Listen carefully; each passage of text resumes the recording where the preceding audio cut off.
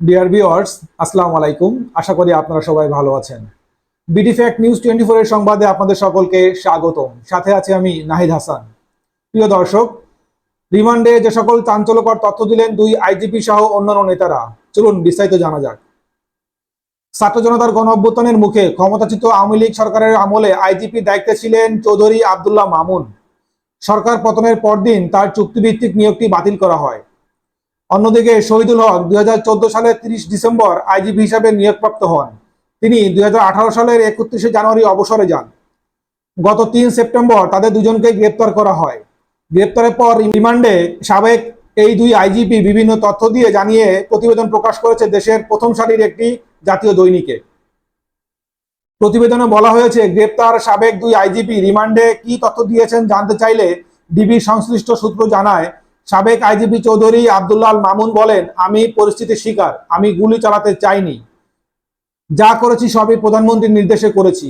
তার নির্দেশই ছিল ছাত্র জনতার উপর গুলি চালানো এবং তার নির্দেশেই ছাত্র জনতার উপর গুলি চালানো হয়েছে। ঘটনার সময় যেহেতু আমি আইজিপি ছিলাম, তাই আমার দায়িত্ব পালনের সুযোগ ছিল না। নিয়তি মেনে নিয়ে যা হওয়ার তাই হবে, এটি মাথায় রেখেই তিনি আত্মসমর্পণের সিদ্ধান্ত নিয়েছেন বলে জানিয়েছেন। ডিবি পুলিশের জিজ্ঞাসাবাদে সাবেক আইজিপি AKM শহীদুল্লাহ হক বলেন, আমি অনেক আগেই অবসর নিয়েছি, এরপর থেকেই আমি নিষ্ক্রিয়। আমাকে কেন এসবের মধ্যে জড়ানো হচ্ছে? ডিবি সংশ্লিষ্ট কর্মকর্তা জানান, AKM শহীদুল হক বিভিন্ন সময় বিভিন্ন উস্কানিমূলক মন্তব্য করেছেন। মূলত এসব বিষয়ে তাকে বিস্তারিত জিজ্ঞাসাবাদ করা হয়েছে।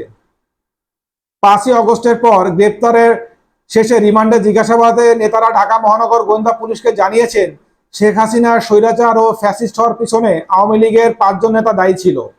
এরা হলেন আওয়ামী লীগের সাধারণ সম্পাদক ও সাবেক সেতুমন্ত্রী ওবায়দুল কাদের, সাবেক স্বরাষ্ট্রমন্ত্রী আসাদুজ্জামান খান, সাবেক বস্ত্র পাট মন্ত্রণালয়ের মন্ত্রী জাহাঙ্গীর কবির নানক, সাবেক তথ্য প্রযুক্তি প্রতিমন্ত্রী জুনায়দ আহমেদ পলক এবং সাবেক তথ্য প্রতিমন্ত্রী মোহাম্মদ আলী আরাফাত।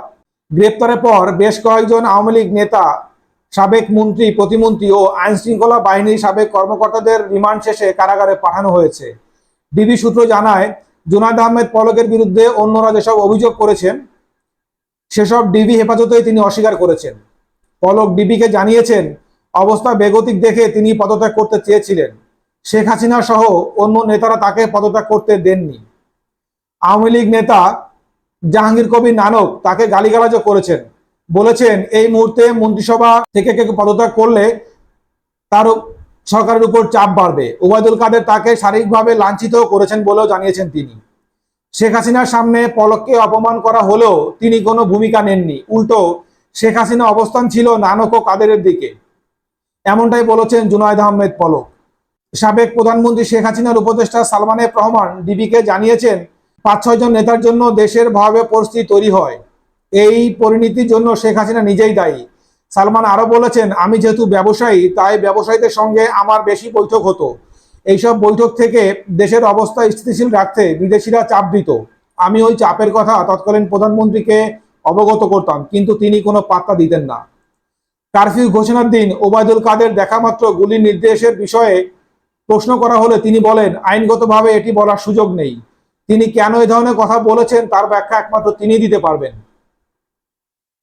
যুক্তরাষ্ট্রের সাথে তার যোগাযোগের বিষয়ে জানতে চাইলে তিনি বলেন, যুক্তরাষ্ট্রের সঙ্গে তার বিশেষ কোনো কানেকশন ছিল না। বিদেশিরা আমাদের দেশে অনেক বিনিয়োগ করত, কিন্তু টাকা নিতে পারছিল না। এ কারণেই বিদেশিরা মাঝে মধ্যে তার দ্বারস্থ হতো বলে জানান তিনি। প্রিয় দর্শক, আপনারা সবাই ভালো থাকবেন। আজ এ পর্যন্তই। টিল দেন, আল্লাহ হাফেজ।